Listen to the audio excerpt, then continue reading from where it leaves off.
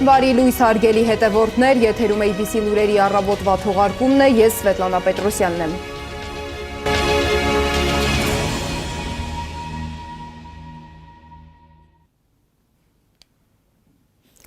Իրան, Իսրայել, Ամերիկայի Միացյալ Նահանգներ լարվածությունը չի թուլանում նաև հարձակումների 4-րդ օրը։ Իրանը հարվածների նոր ալիք է սկսել թիրախ դարձնելով Քուվեյթի Արիֆջան քաղաքում գտնվող ամերիկյան ավիաբազան, որի հետևանքով զոհվել է 6 ամերիկացի զինծառայող։ Միաժամանակ Թեհրանից հնչում են նաև նոր սպառնալիքներ։ Իսլամական հեղափոխության պահապանների կորպուսի հրամանատարի խորհրդական Իբրահիմ Ջաբարին հայտարարել է, որ Իրանի թիրախում կհայտնվի ցանկացած նավ, որը կփորձի անցնել Հորմուզի նեղուցով։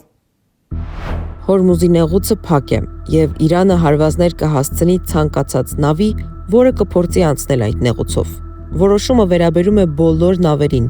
առանց բացառությունների։ Մենք կվառենք ցանկացած նավ, որը կփորձի անցնել Հորմուզի նեղուցով։ Մենք թույլ չենք տա, որ նավթի ոչ մի կաթիլ դուրս գա այս տարածաշրջանից։ Այս սպառնալիքներն արդեն իրենց ազդեցությունն ունեն համաշխարհային շուկաների վրա։ Իրանին հասցրված հարվածներից հետո Հորմուզի նեղուցով նավարկությունը կտրուկ նվազել է։ Ապահովագրական ընկերությունները բարձրացրել են վճարները, հաշվի առնելով տարածաշրջանում աճող անվտանգային ռիսկերը։ Փաստացի Իրանը խաղի մեջ է դրել իր ամենահզոր խաղաքարտերից մեկը՝ Հորմուզի նեղուցը։ Սա այն ջրային ուղին է, որով անցնում է աշխարհում արտահանվող նավթի մեծ մասը։ Եթե այս նեղուցը փակվի, դա կարող է ոչ միայն տնտեսական լուրջ ցնցում առաջացնել, այլև նոր ռազմական բախումների պատճառ դառնալ։ Իրանն ամբողջությամբ փակել է Հորմուզի նեղուցը։ Այնտեղ կուտակվում է նավթ եւ գազ տեղափոխող նավեր։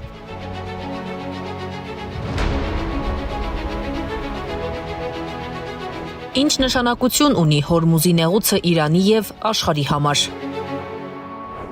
2018 թվականին Հորմուզի նեղուցով անցնում էին օրական 21 միլիոն բարել նավթ եւ նավթային հեղուկներ։ Ամեն բարելը կազմում էր մոտ 159 լիտր, այսինքն օրական ընդհանուր ծավալն անցնում էր 3 միլիարդ լիտրը կամ ավելի քան 1300 օլիմպիական լողավազանի չափ հեղուկ։ Սա կազմում է ամբողջ աշխարհի օրական նավթային սպառման մոտ 21%-ը։ Աշխարհում ծովային ճանապարհով փոխադրվող ամբողջ նավթի մոտ 1/3-ն անցնում է հենց Հորմուզի նեղուցով։ Բացի այդ, նեղուցով անցնում է նաև աշխարհում վաճառվող բնական գազի 1/4-ը։ Հորմուզի նեղուցը իր ամենանեղ կետում ընդամենը 39 կիլոմետր լայնություն ունի։ Դրա պատճառով նավերը ստիպված են խստորեն պահպանել հաստատված նավագնացության ուղիները։ Հորմուզի աշխարհագրական դիրքն էլ է հետաքրքիր։ Հյուսիսային ափը Իրանին, հարավայինը Օմանին, իսկ մի քանի կղզիներով սահմանը յուրացնում է նաև Արաբական Միացյալ Էմիրությունները։ Եթե Իրան Միացյալ Նահանգներ առճակատումը ընդլայնվի կամ տեղափոխվի Հորմուզի նեղուց,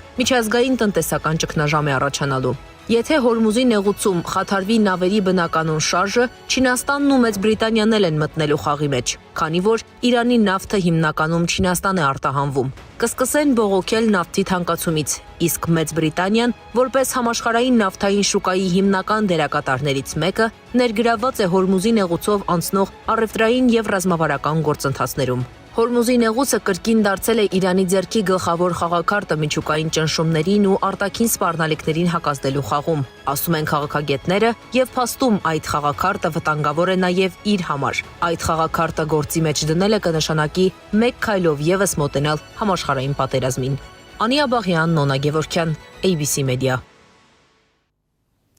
Թեհրանից հնչող սպառնալիքներին զուգահեռ ավելի կոշտ հայտարարություններ են հնչում նաև Վաշինգտոնից։ Ամերիկայի Միացյալ Նահանգների նախագահ Դոնալդ Թրամփը հայտարարել է, որ Իրանի դեմ նոր ավելի լայնամասշտաբ հարձակում են ծրագրում։ Նրա խոսքով Միացյալ Նահանգները դեռ ամբողջ ուժով չի հարվածել Իրանին։ Հարձակումների մեծ ալիք դեռ տեղի չի ունեցել, այն շուտով լինելու է, ասել է Թրամփը։ Ավելի վաղ կոշտ հայտարարությամբ էր հանդես եկել նաև Պենտագոնի ղեկավարը։ Նա չի բացառել, որ Իրանում կարող է ռեժիմի փոփոխություն լինել։ Պենտագոնի ղեկավարի խոսքով Միացյալ Նահանգները չի սկսել այս պատերազմը, բայց Դոնալդ Թրամփի վարչակազմը պատրաստ է այն ավարտին հասցնել։ Իրանի կողմից միջուկային զենքի հետապնդումը, համաշխարհային նավագնացության ուղիների վրա հարձակումները, բալիստիկ հրթիռների եւ հարձակողական անօդաչուների աճող զինանոցն այլևս ընդունելի ռիսկ չեն Ամերիկայի Միացյալ Նահանգների համար։ Իրանը հզոր հրթիռներ եւ անօդաչու թռչող սարքեր էր ստեղծում իր միջուկային շանտաժի նկրտումների համար ավանդական վահան ստեղծելու համար։ Սրանք գերեզմաններ են, որոնք փորվում են Մինաբի տարական դպրոցի ավելի քան 160 անմեղ աշակերտուհիների համար, գրել է Իրանի արտաքին գործերի նախարարը։ Արարչիի խոսքով սա այն փրկությունն է, որի մասին խոսել է պարոն Թրամփը, մատնանշելով գործողությունների ողբերգական հետևանքները։ Ի դեպ, համացանցում կադրեր են տարածվել, թե ինչպես են ընտանիքները հրաժեշտ տալիս Մինաբիի դպրոցում զոհված աշակերտուհիներին։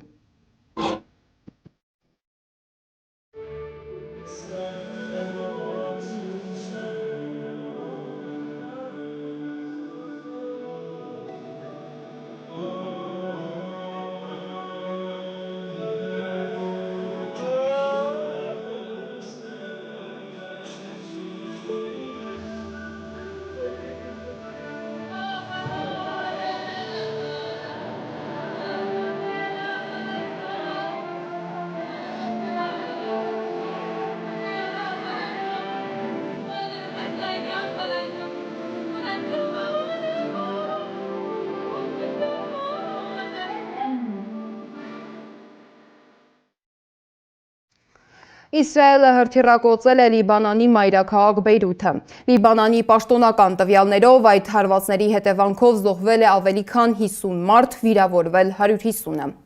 Ավելի ուշ Իսրայելի պաշտպանության բանակը հայտարարել է, որ Բեյրութում սպանվել է Լիբանանում իսլամական ջիհադ կազմակերպության առաջնորդ Ադամ Ադնան Ալ-Օսմանը։ Այս օրերին Բեյրութում են եղել նաև Երևանի երիտասարդական նվագախմբի պատանիները։ Նվագախումբը մեկնել է Լիբանան մասնակցելու Ալ-Բուստան միջազգային երաժշտական փառատոնին։ Քաղաքապետ Տիգրան Ավինյանը հայտնել է, որ պատանիները Լիբանանից վերադառնում են նախատեսվածից շուտ։ Նրանք ընդհանուր առմամբ լավ տրամադրություն ունեն,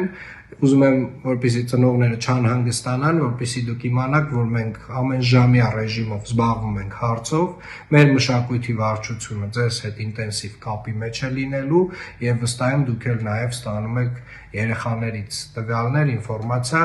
բայց այնուամենայնիվ հաշվի առնելով ընդհանուր տարածաշրջանում լարված իրավիճակը, կարծում եմ այս որոշումը ամենաօպտիմալն է եւ ճիշտն է։ Կայացել է ՄԱԿ-ի անվտանգության խորհրդի առաջին նիստը, որը վարել է Ամերիկայի Միացյալ Նահանգների առաջին տիկին Մելանիա Թրամփը։ Իր ելույթի ընթացքում նա ցավակցել է Իրանի վրա հարձակման ժամանակ զոհված ամերիկացի զինծառայողների ընտանիքներին։ Իսկ Ամերիկայի Միացյալ Նահանգների պետքարտուղարությունը կոչ է արել ամերիկացիներին անհապաղ լքել Մերձավոր Արևելքի տասնյակից ավելի երկրներ։ Ցուցակում ներառված է Բահրեյնը, Եգիպտոսը, Իրանը, Իրաքը, Իսրայելը, Գազայի հատվածը, Հորդանանը, Քուվեյթը, Լիբանանը, Օմանը, Քաթարը, Սաուդյան Արաբիան, Սիրիան, Արաբական Միացյալ Էմիրությունները եւ Եմենը։ Հայաստանում Իրանի դեսպանը երեկ հրավիրված մամուլի ասուլիսում հայտարարել է, որ Իրանի համար սա լինել-չլինելու պատերազմ է։ Դեսպանը նշել է, որ Ամերիկայի Միացյալ Նահանգների հարձակումը տեղի է ունեցել այն պահին, երբ Իրանը Վաշինգտոնին ներկայացրել էր բանակցությունների համար իր առաջարկները։ Մեզ համար շատ զարմանալի է, թե այն համակարգը, ռեժիմը, որը չի կարող հավատարիմ մնալ բանակցությունների սկզբունքներին, ինչպես է առհասարակ որոշել մտնել բանակցությունների փուլ։ Քանի դեռ կշարունակվի այս ագրեսիան, մենք կշարունակենք ինքնապաշտպանությունը։ Եթե այս գործողությունները շարունակվեն, ապա տարածաշրջանում գտնվող բոլոր երկրների համար կստեղծվեն ոչ բարենպաստ պայմաններ։ Շիրղոլամին ընդգծել է, որ այս պատերազմում Իրանի թուլացումը կամ պարտությունը վնաս է հասցնելու նաև Հայաստանին։ Հայաստանում Իրանի դեսպանի ասուլիսին ներկայ է եղել իմ գործընկեր Անի Աբաղյանը։ Այսօր Հայաստանում Իրանի Իսլամական Հանրապետության դեսպանատանը դեսպանը հանդես եկավ մամուլի ասուլիսով, տևեց մոտ 2 ժամ, անդրադարձավ փետրվարի 28-ին Իրան Միացյալ Նահանգներ պատերազմին։ Մի շարք հայտարարություններ հնչեցրեց դեսպանն ի պատասխան լրագրողների հարցերին, սկսելով մեր հարցից։ Միջազգային մամուլը հոգևոր առաջնորդի սպանության վերաբերյալ տարբեր վարկածներ է շրջանառում, նշում է, որ ներքին դավաճանություն է եղել, տարբեր, այդ թվում Միացյալ Նահանգների ուժեղ հետախուզության մասին է խոսում, մեր հարցին, թե որ վարկածն է քննվում եւ ընդունելի Իրանի կողմից, դեսպանն ասաց, որ հոգևոր առաջնորդն իր ժողովրդի կողքին է եւ մինչ Միացյալ Նահանգներից անդադար նշում էին, որ նա թաքնվում է նահանգների հարվածից, այս դեպքը ցույց է տալիս, որ Իրանի առաջնորդը գտնվում էր իր նստավայրում, որի տեղը բոլորը գիտեն, ասաց, որ որևէ վարկածի մասին խոսք գնալ չի կարող։ Լրագրողները մի շարք այլ հարցեր հնչեցրեցին Այաթոլլահ Խամենեիի սպանության վերաբերյալ, ասացին, որ Միացյալ Նահանգները կարծում էր, որ նրա սպանությունը կարող է պատերազմի ավարտը դառնալ, մինչդեռ դեսպանը նշեց, որ այդ սպանությունը համախմբեց ժողովրդին եւ հակառակ ազդեցությունը ունեցավ, ասաց, որ Իրանի ժողովրդին լավ չեն ճանաչում Իսրայելն ու Միացյալ Նահանգները, որովհետեւ նրանց քաղաքականությունը հիմնված չէ անձերի շուրջ, այլ դրանք գաղափարախոսություններ են, որոնք անկախ մարդկանցից նրանք առաջ են տանում։ Իրանի դեսպանը անդրադառնալով Միացյալ Նահանգների եւ Իրանի միջև մեկնարկած բանակցություններին նշեց, որ դա խաբեություն էր եւ որ Միացյալ Նահանգները հերթական անգամ ռմբակոծեց բանակցությունների սեղանը։ Ասաց, որ քաղաքացիական անձինք են զոհվել, 152 աշակերտ է զոհվել Միացյալ Նահանգների հարվածներից եւ երբ հարցրեցին, թե ինչ տվեց բանակցությունները Իրանին, դեսպանը ցույց տվեց նկար եւ ասաց, որ այս է Իրանին տրված Միացյալ Նահանգների այսպես կոչված նվերը ճակերտավոր։ Իրանն անդրադառնալով փետրվարի 28-ին մեկնարկած պատերազմին ասաց, որ սա Իրանի լինել չլինելու հարցն է արդեն դրված եւ այստեղ որևէ կարմիր գիծ նրանց համար հաշվի չի առնվելու։ Սա վերաբերում էր տարբեր երկրներում Միացյալ Նահանգների բազաներին հարվածներ հասցնելու հարցին, ասաց, որ անկախ նրանից, թե ինչ նշանակություն կունենա այդ բազան, ռազմական, ճանաչողական, թե ուսումնական, միևնույն է նրանց համար դա վտանգ է եւ որևէ կարմիր գիծ իրենց համար չկա այստեղ։ Հարվածներ ամեն դեպքում հասցվելու են։ Իսկ հարցին, թե ինչու Թուրքիայում գտնվող ամերիկյան ռազմաբազային հարված չի հասցվում, դեսպանն ասաց, որ դա ՆԱՏՕ-ին է պատկանում եւ քանի որ Թուրքիան էլ գիտի, որ եթե Իրանում հաջողություն գրանցի Իսրայելը, հաջորդը հենց Թուրքիան է լինելու, դրա համար առավել զուսպ քաղաքականություն է վարում թե Իրանը եւ թե Թուրքիան։ Իրանի դեսպանը մի քանի անգամ ասուլիսի ժամանակ կարևորել է Հայաստանի դերակատարությունն, անդրադարձել է թրիփին եւ նշել, որ թրիփի վերաբերյալ, որ այն միջանցք չէ, այլ ուղի է, իրենց որոշումները համապատասխանում են Հայաստանի գործող իշխանության կայացրած որոշումներին եւ նշել է, որ անկախ նրանից Իրանը պատերազմի մեջ է թե ոչ, Հայաստանը շարունակում է մնալ ստրատեգիական կարևորություն ունեցող երկիր եւ Հայաստանի տարածքային ամբողջականության խախտումը իրենց համար անընդունելի է եւ անդրադարձել է նաեւ գեոպոլիտիկ փոփոխություններին, նշել, որ հատկապես այդ փոփոխությունները Սյունիքի մարզում ընդունելի չեն եւ դատապարտելի են։ Գործընկերներիս հարցին, թե ինչպես են պատկերացնում Միացյալ Նահանգների գերտերության պարտությունն այս պատերազմում, դեսպանը հայտարարեց, որ Թրամփն արդեն պարտություն է կրել, իսկ այն հարցին, թե ինչու է նահանգներն աջակցում Իսրայելին Իրանի դեմ պատերազմում եւ ինչու է մտել խաղի մեջ, Իրանի դեսպանը կարծում է, թե Իսրայելը ունի գաղտնի տեղեկություններ ընդդեմ Միացյալ Նահանգների գործող ռեժիմի եւ որն էլ հենց պատճառ է դառնում այս քայլերի իրականացմանը։ Մեջբերում եմ, նրանք վախենում են սիոնիստներից, որոնք ունեն մի շարք չիպեր գաղտնիքներով լեցուն։ Ասուլիսին հարց հնչեց, արդյոք այս պատերազմը ներքին պառակտումների պատճառ չի կարող դառնալ։ Իրանի դեսպանն ասաց, որ նպատակներից մեկն էլ դա է, բայց Իրանի ժողովուրդը անկախ տնտեսական մի շարք խնդիրների չի վաճառի իր երկիրը։ Հիշեցրեց, որ տարիներ շարունակ սանկցիաներ են գործում երկրի ներսում, որոնք իրապես տնտեսական մի շարք խնդիրներ են առաջացնում, բայց այն 7000-ամյա պատմություն ունեցող պետության պառակտման պատճառ չի կարող դառնալ։ Իսկ ինչպիսին է վիճակը հենց Իրանի ներսում։ Միջազգայնագետ Կովկասի հարցերի փորձագետ Էյսան Մովահիդյան գործընկերոջս հայտնել է, որ Իրանի մայրաքաղաք Թեհրանում վիճակը կառավարության վերահսկողության տակ է։ Քաղաքը ենթարկվում է ռմբակոծության ամեն օր 4 անգամ, բայց չեմ կարծում, որ այս տեսակի ռմբակոծությունները կփոխեն իրավիճակը, քանի որ քաղաքներում, մասնավորապես Թեհրանում, իրավիճակը վերահսկելի է։ Խանութները բաց են, դեղորայքի պաշարների, ջրամատակարարման, էլեկտրաէներգիայի կամ գազի հետ կապված խնդիրներ չկան։ Այս պահին ես լքում եմ Թեհրանը, ընտանիքից տեղափոխում եմ մեկ այլ քաղաք, սակայն մի քանի օրից կվերադառնամ։ Իրավիճակն իսկապես վերահսկելի է, խնդիր չկա։ Կարծում եմ նրանք ոչինչ չեն կարող անել, քանի որ մենք պատշաճ կերպով պաշտպանվում ենք։ Երեկ Իրանում տեղի է ունեցել երկրի գերագույն հոգևոր առաջնորդ Ալի Խամենեիի հուղարկավորությունը։ Իրանական լրատվամիջոցները հայտնում են, որ ավիահարվածների ժամանակ զոհվել է նաև նրա կինը։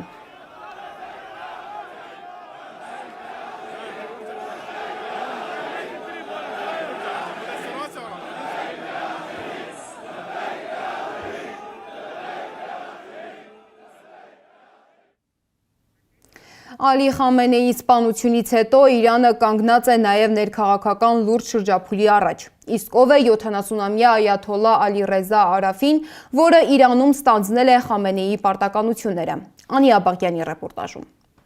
70-ամյա այաթոլլա Ալի Ռեզա Արաֆին այն գործիչն է, որն Իրանում ստանձնել է երկրի գերագույն հոգևոր առաջնորդի գործառույթները այաթոլլա Ալի Խամենեիի մահից հետո։ Արաֆին շիա հոգևորական է, իսլամագետ եւ քաղաքական գործիչ, որը երկար տարիներ ձևավորել է Իրանի կրոնական կրթական համակարգը։ Նա ծնվել է Քոմում, երկրի հոգևոր կենտրոնում եւ համարվում է պահպանողական իսլամական դաշտի ազդեցիկ ներկայացուցիչներից։ Տարիներ շարունակ դասավանդելով Քոմի հոգևոր սեմինարիայում, Արաֆին միաժամանակ ղեկավարել է Ալ-Մոստաֆա միջազգային համալսարանը, որը համակարգում է աշխարհի տարբեր երկրներից Իրան եկած ուսանողների իսլամական կրթությունը։ Նրա գործունեությունը կարևոր դեր է խաղացել Իրանի հոգևոր կրթական համակարգի վերակազմավորման եւ իսլամական արժեքների տարածման գործում միջազգային մակարդակով։ Որպես Սահմանադրության պահապանների խորհրդի անդամ նա ներգրավված է եղել երկրի օրենսդրական վերահսկողության եւ քաղաքական համակարգի կայունացման գործընթացներում, համադրելով կրոնական ու պետական ազդեցությունը։ Միևնույն ժամանակ Արաֆին հանրային դաշտում փակ եւ զուսպ գործիչ է։ Հազվադեպ է հարցազրույցներ տալիս կամ հանդես գալիս հրապարակային ելույթներով։ Խամենեիի մահից հետո իր առաջին հայտարարությունում Արաֆին ընդգծել է Իրանի անկախության պահպանումը, խոսել պատասխանատվության եւ վրեժխնդրության մասին, ակնարկելով կոշտ եւ սկզբունքային գիծ արտաքին քաղաքականության մեջ։ Նրա ղեկավարությամբ սկսվող անցումային շրջանը դիտարկվում է որպես լուրջ փորձություն թե Իրանի ներքին քաղաքական հավասարակշռությունը պահպանելու, թե հոգևոր իշխանության իրավահաջորդությունը ապահովելու առումով։ Անի Աբաղյան, Աշոտ Բարբարյան, ABC Media։ Իրանում փոխվում է ոչ միայն գերագույն հոգևոր առաջնորդը, այլև գրեթե ամբողջ ռազմաքաղաքական էլիտան։ Պատերազմի մեկնարկի հենց առաջին օրը երկիրը կորցրել է իր առանցքային դեմքերից մի քանիսին։ Ովքեր են այսօր մնացել խաղում եւ ովքեր են հիմա որոշումներ կայացնում Իրանում, ռեպորտաժում։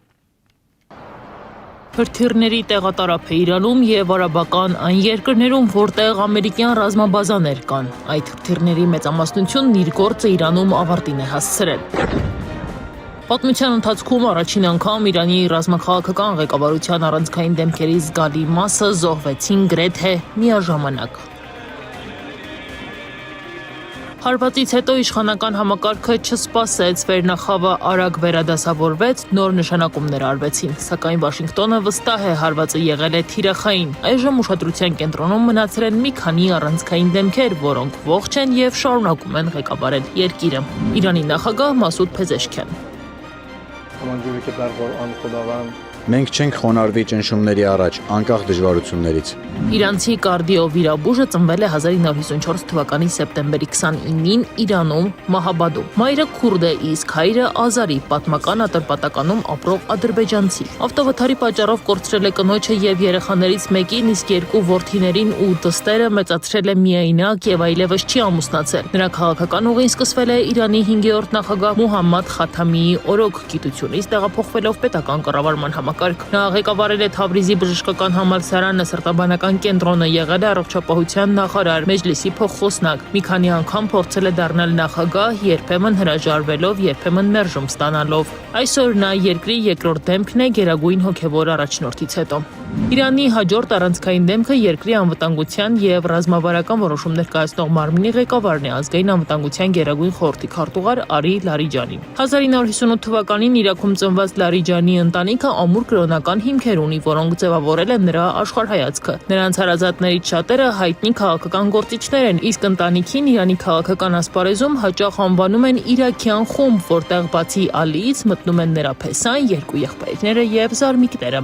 Լարիջանին իր կարիերայի Երան սկսել է պետական հեռուստատեսությունում ղեկավարի պաշտոնում, ապա դարձել խորհրդարանի խոսնակ, ամրապնդելով իր դիրքերը քաղաքական համակարգում։ Նա բանակցել է Արևմուտքի հետ, աշխատել Ռուսաստանի եւ Չինաստանի հետ ռազմավարական ուղղություններով։ Ամերիկայի համար նա կարևոր թիրախ է եղել նաեւ այն պատճառով, որ համարվում է Այաթոլլահ Խամենեիի վստահված անձանցից մեկը։ Նրա վերահսկողության տակ են երկրի ամենազգայուն հարցերը՝ ազգային անվտանգությունից մինչև միջուկային ծրագիր։ Իրանի խորհրդարանի խոսնակը Մոհամմադ Բաղեր Ղալիբաֆը այս պահին երկրի օրենսդիր համակարգի ամենաազդեցիկ դեմքերից մեկն է։ Նա հարուստ փորձ ունի անվտանգության ոլորտում, եղել է Իսլամական հեղափոխության պահապանների կորպուսի օդուժի հրամանատար, ապա երկրի ոստիկանապետ։ Քաղաքական դաշտ մտնելով դարձել է Թեհրանի քաղաքապետ, որտեղ իրականացրել է լայնածավալ ենթակառուցվածքային ծրագրեր, վերափոխելով մայրաքաղաքի տրանսպորտն ու կառավարման համակարգը։ Այսօր նա վերահսկում է օրենսդիր գործընթացները եւ կարևոր դեր ունի թե անվտանգության, թե արտաքին քաղաքական որոշումների ձևավորման մեջ։ Իրանի արտաքին քաղաքականության փորձառու դեմք Աբբաս Արաղչին, որն այժմ զբաղեցնում է արտգործնախարարի պաշտոնը, ծնվել է 1962 թվականին Թեհրանում, առևտրականի ընտանիքում։ Երիտասարդ տարիքում մասնակցել է Իրան-Իրաք պատերազմին որպես Հեղափոխության պահապանների կորպուսի անդամ։ Հետագայում Արաղչին անցել է դիվանագիտության դաշտը, դառնալով Իրանի դեսպան Ֆինլանդիայում եւ Ճապոնիայում, ապա փոխարտգործնախարար եւ գլխավոր բանակցող։ Նա եղել է առանցքային դեմքերից մեկը 2015 թվականի համապարփակ միջուկային համաձայնագրի բանակցություններում։ Այսօր Արաղչին ներկայացնում է Իրանի դիրքորոշումը միջազգային հարթակներում, միջուկային ծրագրի, պատժամիջոցների եւ տարածաշրջանային անվտանգության հարցերում։ Նրա յուրաքանչյուր հայտարարություն կարող է ազդել ոչ միայն դիվանագիտության, այլև պատերազմի ընթացքի վրա։ Իրանի շուրջ ստեղծված վիճակին արձագանքել է նաև Մայրաթոր Սուրբ Էջմիածինը։ Ամենայն հայոց կաթողիկոսը մտահոգ եւ անհանգիստ է ստեղծված վիճակով եւ մշտական կապի մեջ է Մեծիտան Կիլիկիո կաթողիկոսության, Երուսաղեմի պատրիարքության եւ տարածաշրջանի թեմակալ առաջնորդների հետ։ Ստեղծված վիճակում անորոշության մեջ են նաև տասնյակ երկրներից տուն վերադարձող մարդիկ։ Նրանց թվում են նաև Հայաստանի քաղաքացիները, որոնք այսօր փաստացի չգիտեն, երբ եւ ինչպես կհասնեն Հայաստան։ Արփինեն եւ ամուսինը տուրիստական ընկերությունից են իմացել, որ Դուբայից իրենց վերադարձի չվերթը չեղյալ է հայտարարվել։ Այսօր հյուրանոցում նրանց վերջին օրն է։ Եթե չկարողանան վերադառնալ, տեղափոխվելու են այլ հյուրանոց։ Ծախսերն էլ իրենց միջոցներով են անելու։ Տուրիստականի գիդը ասաց, որ պետք չի դուրս գալ սենյակներից։ Հիմա սպասում ենք, տեսնենք ինչ են անում, որովհետև հյուրանոցում ասում են, որ մեզ համար ոչ ոք ոչ ման չի ասել, որ երկարացնեն մեր մնալու համար, իսկ վճարման համար կրկնակի թանկ վճար են ուզում, եթե ուզում եք շարունակենք մնանք ստեղ։ Մենք էլ ֆինանսապես պատրաստված չէինք դրան։ Հայաստանի հարյուրավոր քաղաքացիներ այս պահին նման վիճակում են։ Մերձավոր Արևելքի օդանավակայաններում ու հյուրանոցներում են նրանք նամակով տեղեկացել, որ իրենց վերադարձի չվերթները չեն լինելու, բայց միայն այստեղ գտնվող քաղաքացիները չեն, որ նման խնդիր ունեն։ Մերձավոր Արևելքը նաև տարանցիկ շրջան էր դեպի Արևելք թռիչքների համար։ Խնդիր ունենք նաև օրինակ Թայլանդում, Շրի Լանկայում բնակվող, այսինքն զբոսաշրջիկների մասով խնդիր ունենք, որոնք եւս չեն կարողանում այդ տարանցիկ զոնաները օգտագործելով հասնել իրենց պետություն։ Տոմսերի գները աննախադեպ թանկացել են։ Տուրիստական գործակալությունից հայտնում են, չարթերային թռիչքների գները տատանվում են 1000-ից 3000 դոլարի սահմանում, բայց դրանք դեռ չեն իրականացվել։ Արտգործնախարարությունը այս օրերին գործարկված թեժգծին մոտ 40 զանգ է ստացել։ Եվս 20 զանգ Սփյուռքի հանձնակատարի գրասենյակն է ստացել։ Հայաստանի քաղաքացիները փորձում են վերադարձի տարբերակ գտնել։ Նախարարությունը էմիրություններում գտնվող քաղաքացիների համար Մասկատ, Թբիլիսի տարբերակն է առաջարկում։ Այն քաղաքացիները, որոնք ցանկություն կունենան կամավոր հիմունքներով Օմանի տարածքով մեկնել Հայաստան, կարող են լրացնել ներկայացված հայտը։ Արաբական Միացյալ Էմիրություններում Հայաստանի Հանրապետության դեսպանությունն ըստ հնարավորության կաջակցի նաև թռիչքի համար Արաբական Միացյալ Էմիրություններից Մասկատ տեղափոխման հարցում։ Ավիացիայի մասնագետ Հակոբ Ճաղարյանը տեղեկացնում է, որ եթե մեկնել եք Եվրամիության գրանցում ունեցող ավիաընկերություններով, ապա միջազգային իրավունքի շրջանակում առավելություններ ունեք։ ԵՄ կարգավորումը սահմանում է տոմսի ամբողջական վերադարձ կամ այլընտրանքային երթուղով տեղափոխում։ Սնունդ, խմիչք, հյուրանոց, եթե անհրաժեշտ է գիշերակաց։ 250-ից 600 եվրո փոխհատուցում միայն եթե հետաձգումը ավիաընկերության մեղքով է։ Բայց ստեղծված իրավիճակում միայն խնամքի պարտավորությունն է մնում ուժի մեջ։ Ֆորսմաժորային իրավիճակներում գումարի վերադարձը չի գործում։ Միջազգային օդային տրանսպորտի ասոցիացիան էլ կարգավորում ունի, ըստ որի ուղևորները կարող են պահանջել, որ իրենց տեղափոխած ավիաընկերությունը գործընկերների ցանցի միջոցով վերաուղղորդում իրականացնի։ Խորհուրդ եմ տալիս օգտագործել Էմիրատների բոլոր օդանավակայանները որպես վերադարձի հարթակ։ Այս պահին առավել իրատեսական ելքային կետերն են՝ Դուբայ, Fly Dubai, Շարժա, Air Arabia, Abu Dhabi, Wizz Air, Abu Dhabi։ Նշածս ավիաընկերություններն ունեն բազմաթիվ տարածաշրջանային թռիչքներ։ Ավիացիոն փորձագետը առաջարկում է ստուգել ոչ միայն դեպի Երևան վերադարձի տարբերակը, դիտարկել նաև Թբիլիսին, Լառնական, Բեյրութը, եգիպտական օդանավակայանները։ Այս պահին արտգործնախարարության առաջարկած միակ տարբերակը Մասկատ-Թբիլիսին է։ Օմանի օդային սահմանը դեռ բաց է, բայց քանի որ վերադառնալու խնդիր ունեն ոչ միայն Հայաստանի քաղաքացիները, Օմանի օդանավակայաններում բազմահազարանոց հերթեր են։ Սեդա Գյուրեղյան, Նոնա Գևորգյան, ABC Media։ Իսկ Հայաստանի հարավում Իրանի հետ սահմանին վիճակը առայժմ հանգիստ է։ Ագարակի անցակետում արտառոց շարժ չի նկատվում։ Դեպի Իրան բեռնափոխադրումներ իրականացնող վարորդներից մեկը պատմել է, որ միակ նկատելի փոփոխությունն այն է, որ նախկինում մարդիկ սահմանը կարող էին անցնել ոտքով, իսկ հիմա այդ հնարավորությունը սահմանափակված է։ Հիմա ոտով ենք բաման առնենք, խաթմատ տալենք, հիմա չեն թույլատրում, բարձիկը չի տողում։ Հետ դարձան գիտեմ։ Արկելել եմ вообще, այդ հալը։ Բայց մեքենով կարան գետան, գիտի։ Ոտով չեն թողում։ Այս լսել չեմ։ Ամենա իրար դենք վերում ենք դմփոթը լավ։ Բայց որտեղ պինիչելով չեմ անում։